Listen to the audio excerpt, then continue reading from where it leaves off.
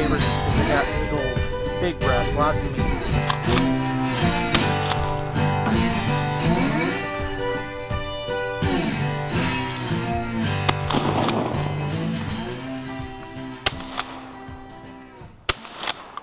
Hello everyone, welcome to LT Outdoors. On this week's episode we're actually doing a bit of duck hunting.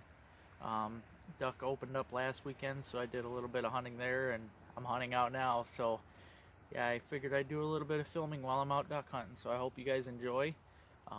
This time of year it can be kind of tough to tell between hen and drake on the mallards because they get, they're still molting, most of them, so the drakes are, it's pretty hard to tell. Actually, I got one right here. I'll pick the one that looks the most like a hen. As you can see, the green hasn't come in yet all the way on the head, so it's really hard to tell. The brown chest is usually a giveaway. The brown you get there, and then the gray on the bottom. That's usually a good way to tell the difference. But yeah, we'll see what we can get. I want to get my limit. I already lost one, got a few, so stay tuned.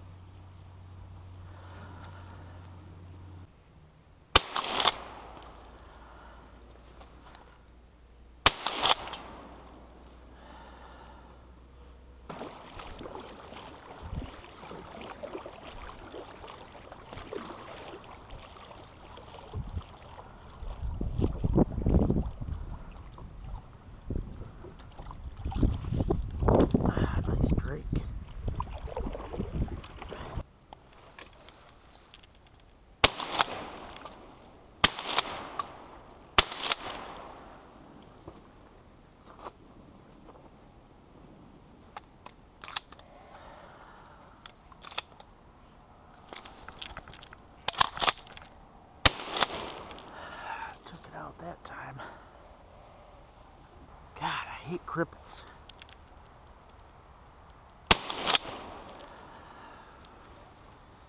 Yeah, looks like I'm gonna have to chase that one.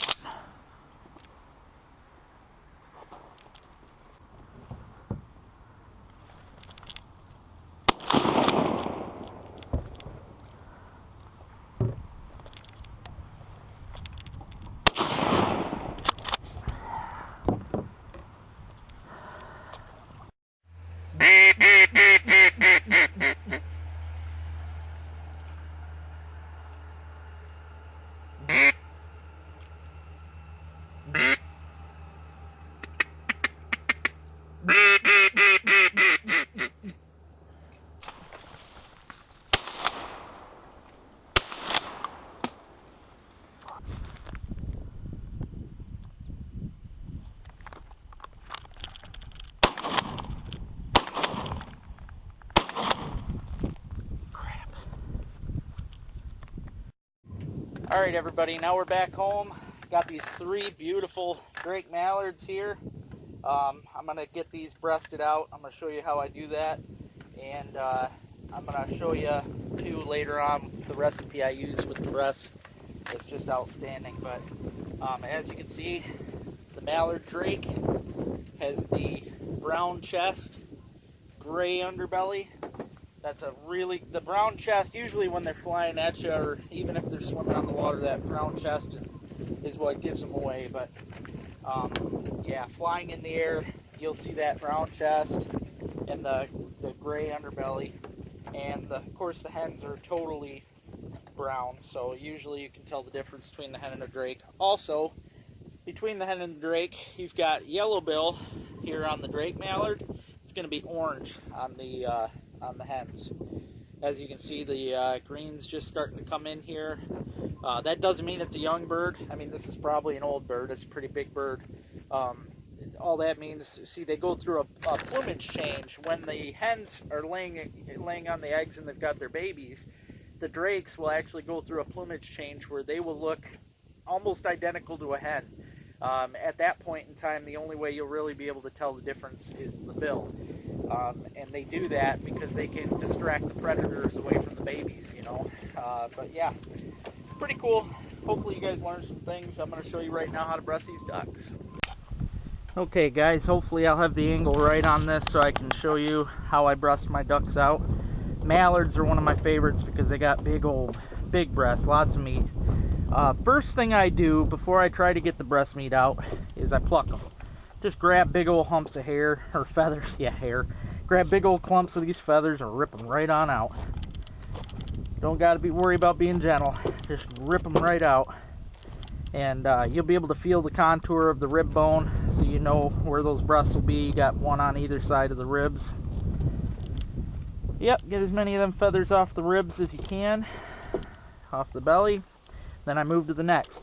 See, I don't dig into the meat until I get all my ducks feathered out first. That's an important step, because I've learned if you, let's say I pluck this duck out and then I start cutting into it, and then I move on to the next duck. Well, if I cut him up, I'm getting blood all over my hands. I move on to this duck and I start pulling feathers. Well, then those feathers are sticking to me like something fierce because my hands are all bloody. It's almost like the whole, you know, chicken feathers and tar thing. You end up getting covered in feathers. See, this guy here's got a bunch of pin feathers, and he was actually the smallest out of them. I'd say this is a young bird. He'll be good and tender. They're all good and tender when I'm done with my recipe anyway, but yeah, this is a younger bird.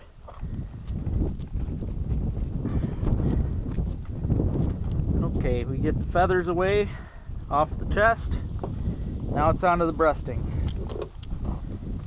I take my knife and I run it right along that rib bone. Right, that's the center chest bone there. Drawing a blank. I know the name for that bone. Sternum, I believe, is the name of it. Cut right along that. And then you can usually peel, this is your skin and fat. You can usually peel that right off the meat. So you peel it right back. There's your breast. That's a nice breast meat. And this is the smaller bird, so I should get more off those other two.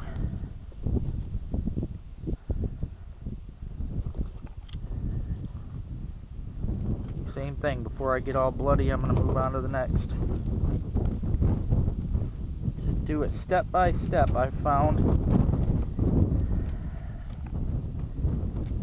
It's the best way to go about doing it. Now, this is a lot harder to do on the diving birds because the skin tends to stick to the meat, so it's harder to peel that skin and fat off of the meat on a diver duck. See, this duck's got fleas. Gross. And yes, ducks do get fleas and lice.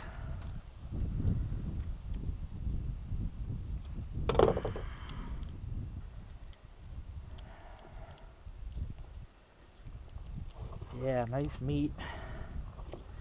It's gonna make for a perfect meal tomorrow.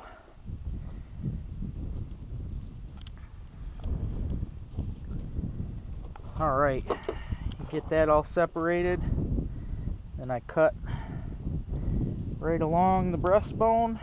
You'll feel the knife go as deep as it can. It'll hit the ribs. When you hit the ribs, you just basically, I'm filleting it off of the bird.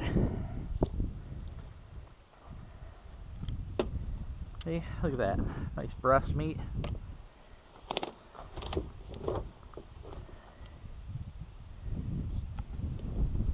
Now today I'm just going to show you how to do the breast. I also like to take the legs. You get a decent amount of meat off the legs. They can be a little tough, but I'll be doing an episode on how to do that and recipes I do for that as well. But for today I'm just doing the breast.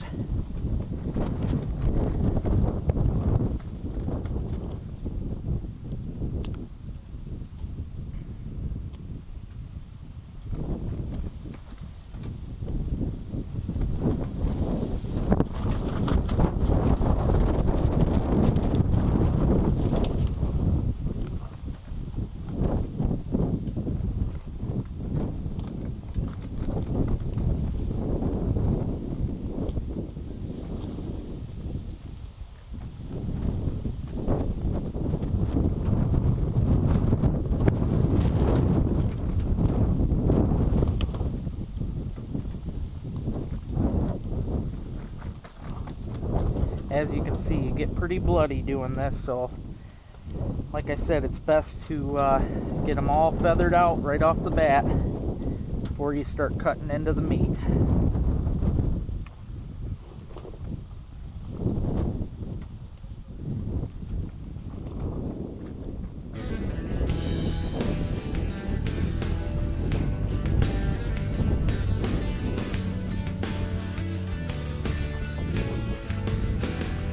There you have it.